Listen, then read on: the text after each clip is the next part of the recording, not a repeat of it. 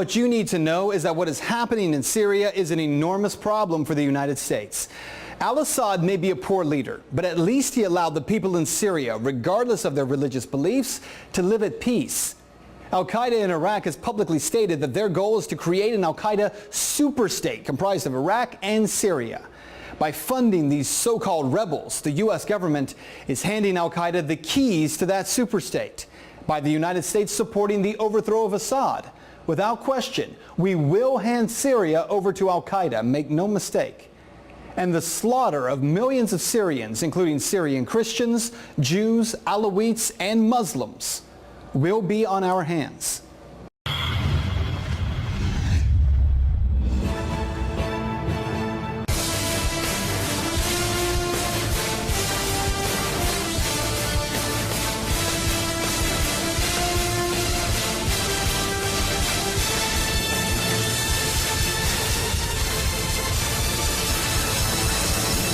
Share this video with a friend.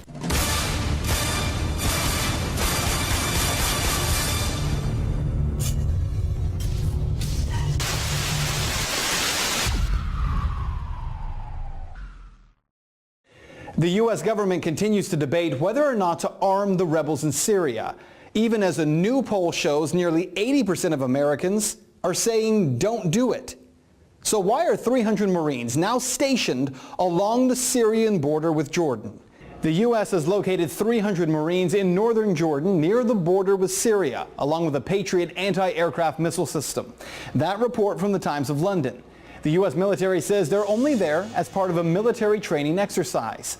Other than that, we know very little about the role of those Marines, other than the fact that they will remain there for at least several months. So the big question, how long before the United States is involved in Syria? The answer, we already are. Last year, when I talked one-on-one with President Obama, he told me the United States is careful not to provide arms to these rebel groups. The president said that in response to a question I asked him about how the United States could support the Syrian rebels when so many of those so-called rebels aren't Syrian, and many are al-Qaeda fighters from Iraq. The reality here, the United States has already provided millions in financial help to the FSA, or the Free Syrian Army. We've also provided non-lethal assistance to the FSA, satellite radios as well as body armor. But according to some, like Republican Senator John McCain, that's not enough. On Memorial Day, McCain made a secret trip to Syria to meet with the leader of the Supreme Military Council of the Free Syrian Army, General Salim Idris. Senator McCain was asked for the U.S. to take the lead in a, quote, more serious manner, end quote. More specifically, to provide heavy weapons directly to the FSA. He was asked for the U.S. to create a no-fly zone for Syrian warplanes and for the strategic bombings by the U.S. to take place on the Syrian government. So what's the problem here? Well, there is, in fact, an enormous problem. This is the part of the story that so much of the media is just not telling you. The war in Syria is not a true civil war. 2 years ago, President Bashar al-Assad was fairly unpopular with his people. And people who I have talked to living in Syria today tell me there was justified and growing anger against Assad. 2 years ago, when civil unrest started, it looked as if there would be a push for freedom. But in short time, the people fighting that war against the government became not Syrian citizens, but jihadists and al-Qaeda fighters. You see, there are multiple groups fighting to overthrow the Assad regime. The FSA, or the Free Syrian Army, well, they are the ones making the requests for help from the U.S. They're the second largest group. But the largest group, al-Nusra Front. Who's that? Al-Nusra Front is the Syrian wing of al-Qaeda in Iraq. In December of 2012, the United States officially designated al-Nusra Front as a terror organization.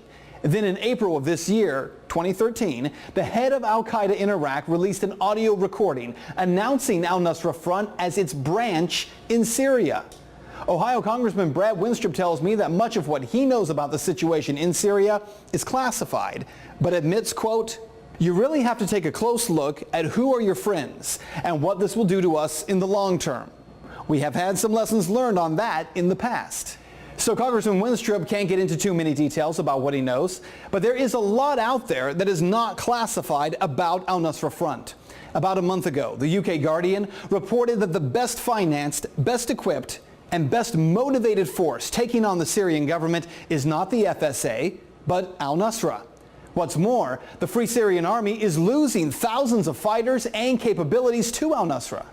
So if these guys are so bad, why aren't we hearing more about it? Well, I can't tell you that, but what I can tell you is what is happening in Syria today should have the attention of every American, and evidence of it is not hard to find.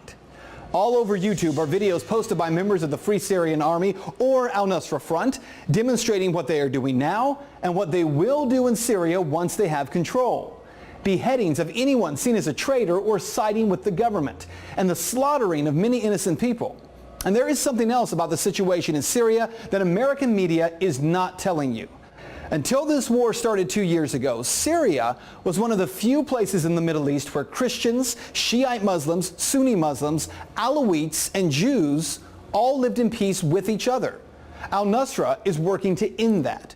I want you to watch for a minute here this YouTube video of members of al-Nusra after they've taken a Syrian town.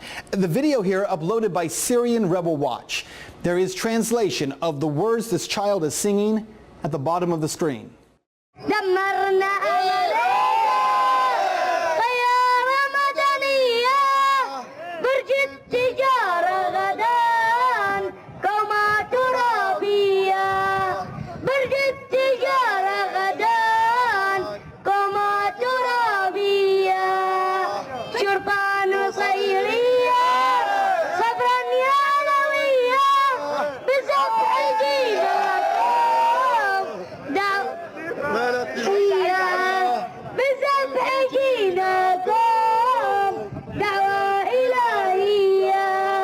And those kinds of videos are hidden in plain sight all over the internet. But the American people either don't know they're there or don't care. What you need to know is that what is happening in Syria is an enormous problem for the United States. Al-Assad may be a poor leader, but at least he allowed the people in Syria, regardless of their religious beliefs, to live at peace. Al-Qaeda in Iraq has publicly stated that their goal is to create an Al-Qaeda superstate comprised of Iraq and Syria. By funding these so-called rebels, the U.S. government is handing Al-Qaeda the keys to that superstate. By the United States supporting the overthrow of Assad, without question, we will hand Syria over to Al-Qaeda, make no mistake. And the slaughter of millions of Syrians, including Syrian Christians, Jews, Alawites, and Muslims, will be on our hands. And that is full disclosure.